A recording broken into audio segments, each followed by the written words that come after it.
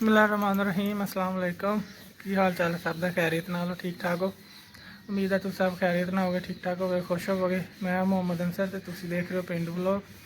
तो शुरू करते हैं अगली वीडियो शुरू करने तो पहले साडे चैनल में सबसक्राइब कर दो तो वीडियो में लाइक तो शेयर लाजमी कर दो।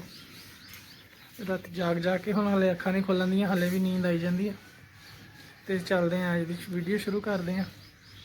तो पहले पा दिए इन्हों दाने तोतियां नूं।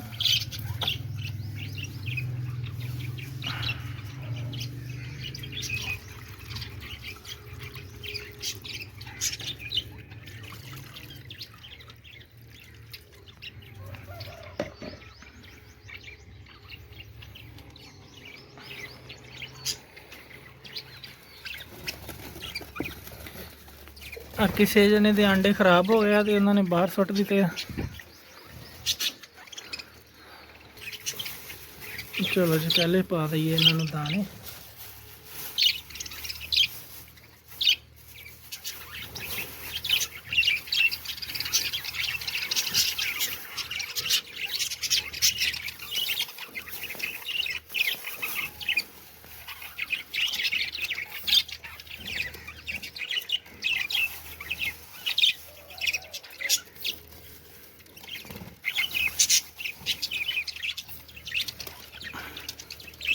चलो जी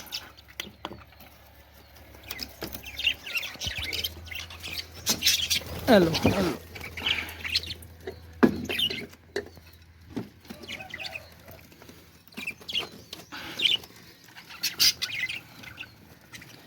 लो जी माशाल्लाह खाना शुरू हो गए।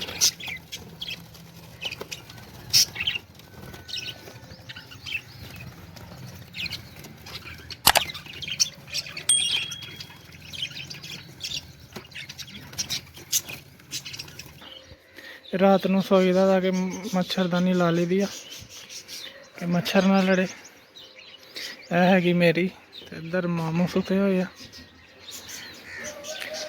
हम इनू भी इकट्ठी कर दीए। चलो जी आह इकट्ठी हो गई, इनू हुण रखिए तो चलते हैं फिर। सुबह हो रही है, सूरज निकलना शुरू हो गया। तो तुसी सुबह सुबह पिंड का नज़ारा करो।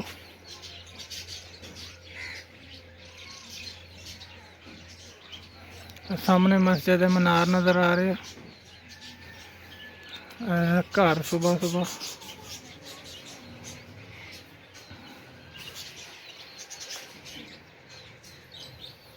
चलो जी हुण चलते हैं आप मुरब्बे नूं तुरदे हैं।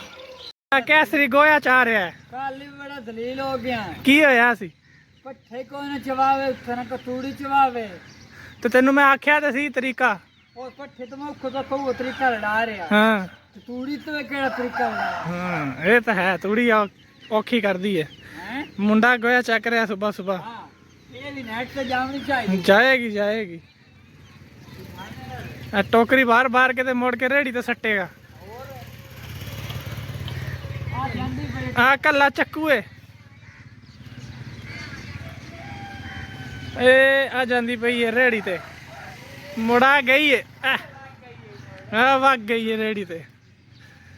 चंगा फिर मैं चलना जी तुम आ गया मामा करे चल। इत्थे बोल रही है जी कोयल, तो कोशिश करते हैं वो आवाज़ तुहानूं सुनाइए। मैं चुप करदा तो वो आवाज़ को सुनने की कोशिश करते।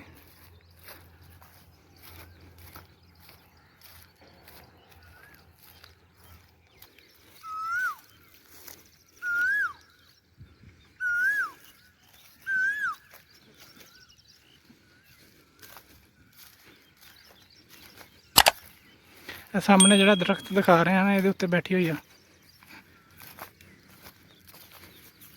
वो गई उड़ के। आप हुण देखते हैं इत्थे मेहंदी का बूटा आ लगी हुई है। मेहंदी आ हैगा जी पौधा मेहंदी का। आ पत्ते तुसीं देखो, ये काफ़ी वड्डा बूटा सी। आ देखो उतों वढ़ दिता ते हुण दोबारा इन्ने ना शाखा निकलनियां शुरू हो गई दियां। यह हैगी माशाल्लाह जी मेहंदी। इनू इत्थों पत्ते तोड़ लेंदे आ, तोड़ के तो फिर इनू छां च रख के सुकाई दा, धुप्पे रख के सुकाइए फिर इसदा रंग नहीं चढ़ता। ਇਹਨੂੰ ਛਾਂ ਤੇ ਰੱਖ ਕੇ ਫਿਰ ਸੁਕਾਈਦਾ, ਜਦੋਂ ਬਿਲਕੁਲ ਸੁੱਕ ਜਾਏ ਫਿਰ ਇਹਨੂੰ ਪੀਸਦੇ ਆ। ਪੀਸ ਕੇ ਤੇ ਫਿਰ ਇਹਦੀ ਬਣਦੀ ਆ ਮਹਿੰਦੀ ਦਾ ਪਾਊਡਰ। ਮਾਸ਼ਾਅੱਲਾ ਤਾਜ਼ੇ ਤਾਜ਼ੇ ਪੱਤੇ ਨਿਕਲੇ ਹੋਏ ਆ, ਇੱਕ ਟਾਹਣੀ ਆਪਾਂ ਤੋੜ ਹੀ ਲੈਂਦੇ ਹਾਂ। ਇਹ ਹੈ ਜੀ ਤਾਜ਼ੀ ਤੇ ਫਰੈਸ਼ ਮਹਿੰਦੀ। ਪਹਿਲੇ ਜਿਹੜੀਆਂ ਸਾਡੀਆਂ ਮਾਈਆਂ ਦਾਦੀਆਂ ਸੀ ਉਹ ਇਹਨਾਂ ਨੂੰ ਹੀ ਤੋੜ ਕੇ ਲਿਜਾਂਦੀਆਂ ਸੀ, ਲਿਜਾ ਕੇ ਤੇ ਇਹਨਾਂ ਨੂੰ ਸੁਕਾ ਕੇ ਪੀਸ ਕੇ ਤੇ ਇਹਨਾਂ ਦੀ ਮਹਿੰਦੀ ਲਾਉਂਦੀਆਂ ਹੁੰਦੀਆਂ ਸੀ। ਇਹ ਹੈ ਜੀ ਮਹਿੰਦੀ ਦੇ ਪੱਤੇ, ਤਾਜ਼ੀਆਂ ਤਾਜ਼ੀਆਂ ਕੂੰਪਲਾਂ ਨਿਕਲੀਆਂ ਹੋਈਆਂ।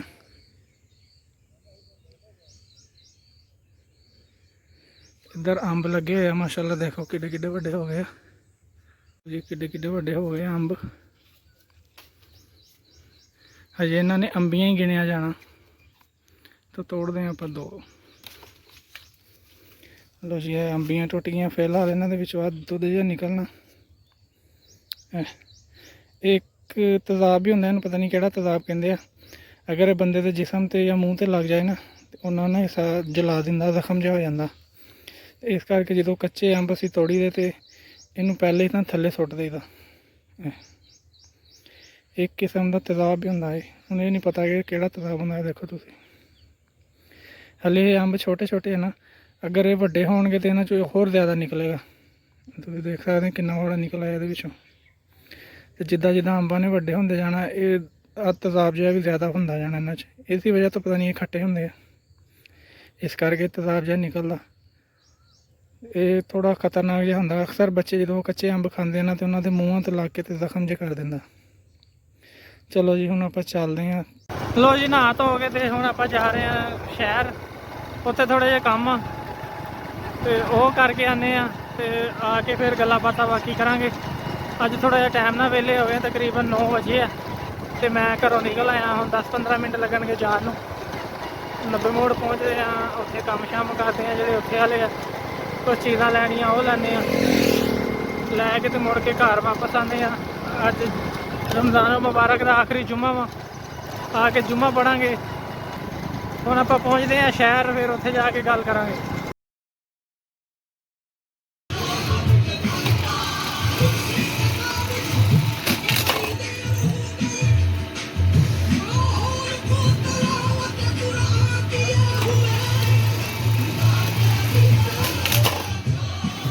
ਪਹਿਲੇ ਹੋ ਰਹੇ ਸੀ ਕਾਜ ਤੇ ਹੁਣ ਕੀ ਹੋਣ ਲੱਗਾ? ਓਵਰਲਾਕ। ਉਹ ਹੌਲੀ ਚਲਾ, ਜੰਪ ਲੱਗਦੇ। ਵਾਹ ਵਾਹ ਵਾਹ ਵਾਹ ਵਾਹ।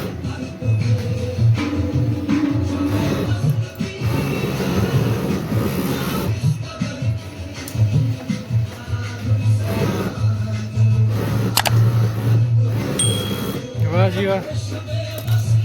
ਓਏ ਮੇਰੀ ਐਨਕ ਨੂੰ ਨਹੀਂ ਕਰਨਾ।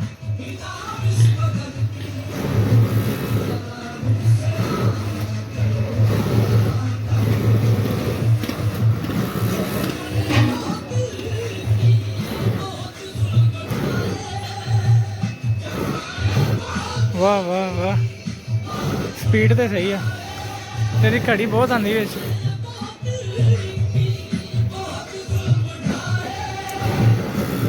ਕੀ ਬਾਤ।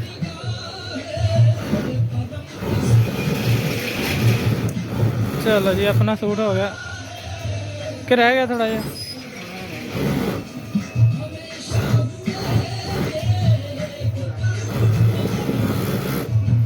ਚਲੋ ਜੀ, गुड बाय।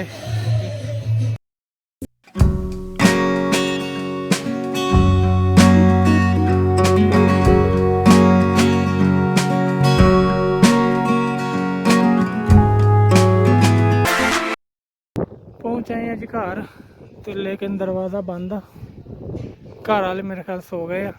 तो चलो आप दूसरे दरवाजे से चलते हैं अंदर। टाइम हो गया जी जुम्मा पढ़न का, चलते हैं जाके जुम्मा पढ़ते हैं। तकरीबन 15-20 मिनट रह गए, मस्जिद से पहुँचते हैं तो जुम्मा पढ़ के आते हैं। तो बाकी दी गल्लां आपां फिर आके करांगे। धुप्प बहुत तेज़ हो गई है, मैं सिर ते लै लवां कपड़ा तो फिर आप चलते हैं इंशाअल्लाह। जुम्मा अज पढ़ते हैं, अज रमज़ान का आखिरी जुम्मा है। इन्हां बाद तुसीं देख रहे हो मुंडे का, तो यदा हाल भी पता कर लैंदे आ। हत्थ ते कोई शै लड़ गई है, पता नहीं की यार, तो हत्थ सुजया पिया सारा। 7-8 दिन हो गए, कोई आराम रूम नहीं आंदिया। तो ਤੇ ਹੁਣ ਬਹੁਤ ਗਰਾਲੇ ਆ ਭਾਈ। ਚੱਲਾ ਵਾ ਡਾਕਟਰ ਕੋਲ ਦਵਾਈ ਦਵਾਈ ਲੈਣ ਤੇ ਦੁਆ ਕਰਦੇ ਆ। ਹੁਣ ਮੈਂ ਚੱਲਾਂ ਨਮਾਜ਼ ਪੜ੍ਹਨ ਤੇ ਤੇਰੇ ਵਾਸਤੇ ਕਰਾਂ ਦੁਆ। ਚੱਲ ਤੂੰ ਦਵਾਈ ਦਵਾਈ ਲੈ ਕੇ ਆ। ਠੀਕ ਆ, ਫਿਰ ਮਿਲਦੇ ਆ ਸ਼ਾਮ ਨੂੰ। ਤੇ ਆਪਾਂ ਆ ਗਏ ਮਸਜਿਦ 'ਚ ਤੇ ਚੱਲਦੇ ਆ ਅੰਦਰ।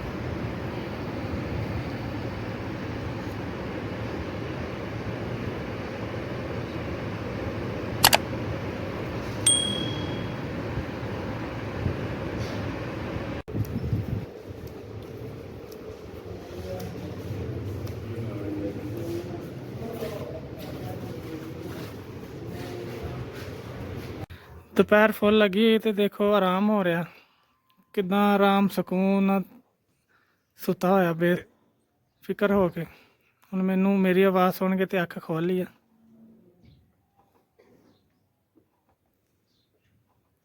ਚਲੋ ਜੀ, ਤੁਸੀਂ ਕਰੋ ਆਰਾਮ।